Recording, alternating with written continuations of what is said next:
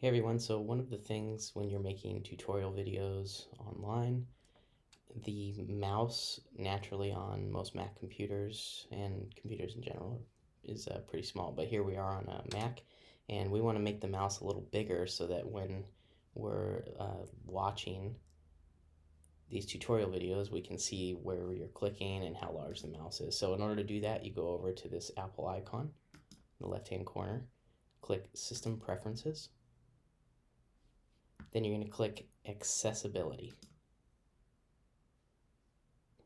When you're in the Accessibility window, hit Display. Then come over here and hit Cursor. And you can increase the size of your cursor as large as you want. And this makes it easier for people to see when you're making these tutorial videos. So let's take it down a little bit. We'll go right in the middle so that it's not, obstructing where you're clicking, but this makes it more visible so people can actually see what you're clicking on. A lot of people are viewing these videos on mobile devices, so you want to make it obvious and clear where you're clicking.